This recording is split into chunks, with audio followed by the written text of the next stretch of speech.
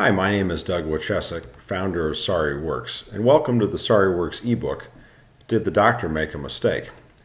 My journey into this thing called Sorry Works began in May of 1998. That's when I lost my oldest brother Jim to medical errors. Jim walked into a Cincinnati, Ohio hospital at 2 o'clock in the morning complaining of chest, shoulder, neck, and stomach pain so severe it got him out of bed at 2 o'clock in the morning. And you have to understand, Jim was a big, burly, tough guy, kind of guy that got asked to play football in high school. My dad liked to say Jim is a macho man. He shouldered pain extremely well. So for Jim to show up in an emergency room at 2 o'clock in the morning without mom and dad shoving him there meant something was really wrong. Well, he gets to the emergency room, tells the doctors what's going on, and they immediately said, well, look at you, you're 39 years old, you're built like a brick house. Must be something wrong with your stomach, to which my brother replied, or my heart. They did do an EKG that evening. They found, they heard a murmur in his heart. My brother said, well, in my 39 years of life, I've never had any heart issues as far as I know, never had any murmur that I know of. And again, the doctors basically said, well, look at you, you're built like a brick house. You're 39 years old, it must be something wrong in your stomach. They gave him an ulcer cocktail for a couple hours, and they sent him home around 5 o'clock in the morning, still in a lot of pain. And oh, by the way, they never drew blood during that first visit. So Jim goes home around 5 o'clock in the morning, only having been given an ulcer cocktail, no blood drawn, still a lot of pain. He tries to go home and sleep it off, go back to sleep. He couldn't get back to sleep. He called my parents, and around 8 or 9 o'clock in the morning, so 3 or 4 hours later, my parents are bringing him back to the hospital. They had to bring him back at that time because he was starting to literally pass out. The oxygen levels in his blood were going so low, he was having trouble maintaining consciousness on a consistent basis. So mom and dad got him back to the same hospital, got him back into the same emergency room, and by mid-morning, they finally had drawn the blood, and the blood draw showed there was the enzyme in the blood showing that the heart was under attack, the heart muscles were being damaged, and by early afternoon they had him admitted into the intensive care unit, or as they call it, the ICU. And this is where as we say in patient safety, the holes of Swiss cheese started to line up. The computer monitor over my brother Jim's bed read Ray Wojcieszak. Ray Wojcieszak. My brother's name, of course, was Jim. Who is Ray Wojcieszak? That's our dad. This is very significant because my dad had had a heart stress test done in the same hospital just a couple months prior to my brother's passing. My dad at that time was in his mid-60s, had a perfect test, no blockage. The cardiologist verbally remarked to my dad, Ray, you knocked the machine off the wall. Then the cardiologist, the heart doctor, wrote in the chart, this guy's got the heart of a 30-year-old man. Yet a few months down the road, there's my dad looking at a computer monitor with his name on it, Ray Wojcieszak, but his oldest son, Jim Wojcieszak, in the bed. My dad went and got the doctors and said, look, I think there's been a mix-up or a mistake here. I'm Ray Wojcieszak, that's Jim Wojcieszak. The doctors actually wanted to argue with Dad about who was who. My dad had to pull out driver's licenses to prove identities. Well, they eventually changed the computer monitor to read Jim Wojcieszak, but not before they were using my dad's charts to form a diagnosis of a bacterial infection of the heart. They thought Jim was having some sort of infection of his heart. For 2 days, they plugged Jim full of antibiotics. Jim was admitted on a Tuesday. He died on a Thursday. The last afternoon of his life, Thursday afternoon, he was spitting up blood.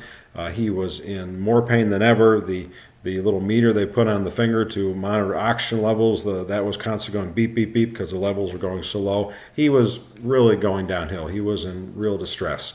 So the doctors ran him down the hall to a different room to run a probe up his leg, to look around the heart, see if they'd missed something, because they actually never looked around the heart during his 2 days of hospitalization. When they got in there, much to their surprise, much to their horror, they found 4 arteries blocked. There was no bacterial infection in the heart, it was blockage. He was having heart attacks.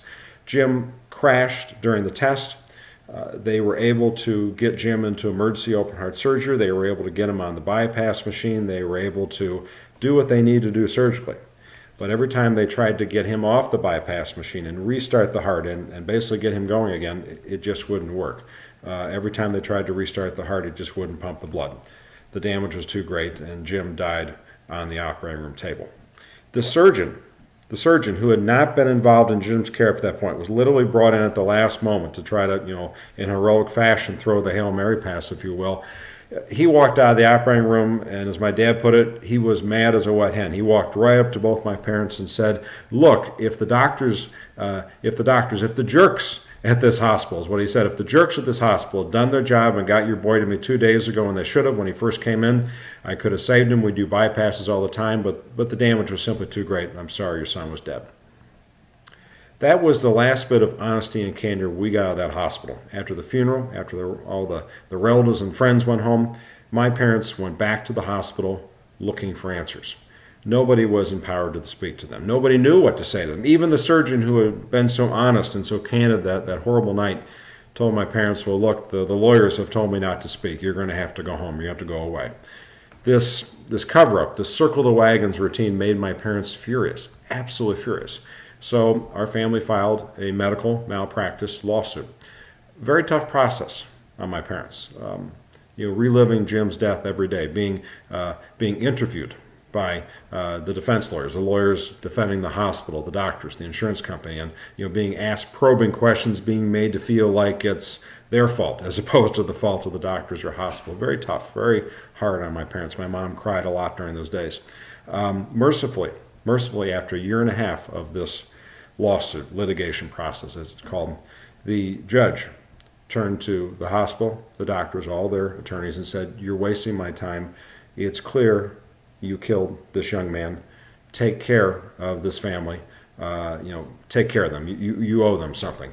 At that point, one of the negotiators at the table with the judge said, "What do you mean, Your Honor? What do you have in mind to have us take care of them? You suggesting we just give them a couple $1,000s to make this case go away?"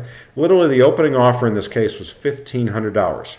I'll never forget the phone call I got from my dad. I was living in Chicago at the time. My parents still in Cincinnati, still today in Cincinnati. My dad called from Cincinnati to Douglas in Chicago, and the message was very simple. "They think your brother is worth $1,500. Absolutely infuriating for my parents. It was insulting. But the judge became angry on our behalf and was also insulted on our behalf and said, "Look, I told you to take care of these people. Don't rip them off." So, the insurance company, the hospital, the doctors, the lawyers all kind of got together, and they made us ultimately what was a pretty fair offer. It was a reasonable offer. And after my parents signed what is known as a liability waiver, so we can't sue anymore, so we can't file any more litigation, so the case was truly closed, the attorneys, not the doctors, not the nurses, not anyone from the hospital, the attorneys said sorry, but it was just basic empathy. There was no true apology. There was no admission of fault. There was no explanation of what went so terribly wrong, and most importantly, what the hospital was going to do to make sure it wouldn't happen again. So we didn't get closure at the time, even though we got money. Money can be important in many cases. Money can be very important. But there's so much more to these cases than just money. It's the emotional end that sometimes can even be more important than the money. We didn't get, at that time, emotional closure and healing. But I also know that the doctors and nurses that were involved in my brother's care probably didn't get emotional closure and healing too. They went through a grieving process just like our family. Different grieving process, albeit, but still a grieving process that was not completed either because they probably didn't get the closure they needed.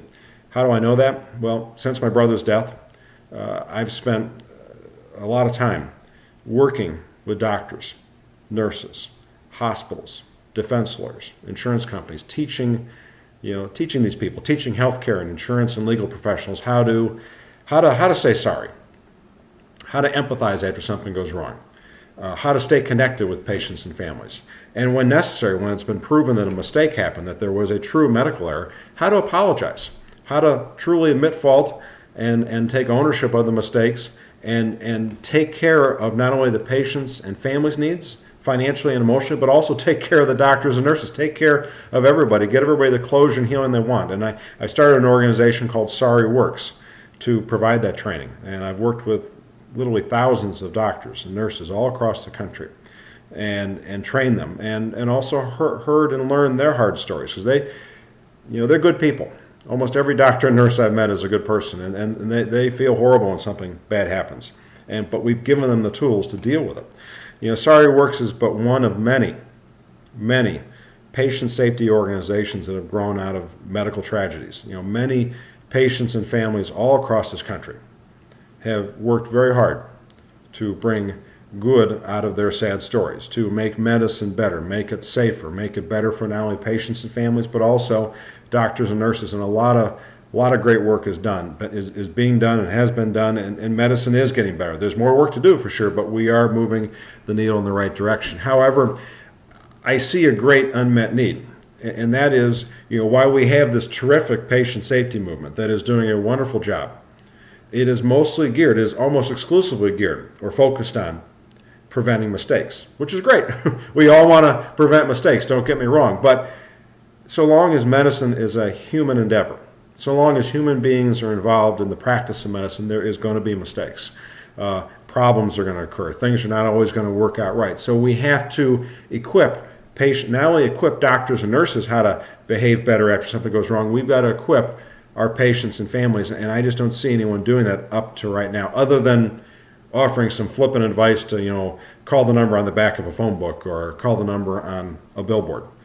Surely we can do better by our patients and families, as well as our doctors and nurses, and that's what this ebook is about. That's what all these YouTube videos are about that are connected with the ebook, Did the Doctor Make a Mistake? We're going to provide a very, in the coming videos and the booklet that's attached with this, depending on how you're coming to us, maybe you're just looking at the YouTube videos, or maybe you're coming off the book into these YouTube videos, you're going to see that we offer a very fair and balanced approach to this whole issue of medical errors from the patient and family perspective. It's going to start with the understanding, or helping patients and families get an understanding, that there's a lot of errors that happen in medicine, a lot of mistakes that often have tragic consequences, but not every time something goes wrong in medicine is it a mistake, is it an error. There are things known as known risk or complications. We're going to talk about that. We're going to provide that basic foundation. We're going to cover all the different scenarios and gamuts in this thing called medical malpractice, including to what happens if the doctor runs away.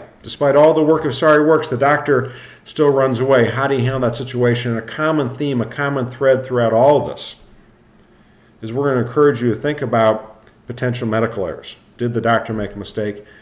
As a customer service situation. Think of it no different than any other type of customer service situation. And what we're going to encourage you to do is go back to your doctor.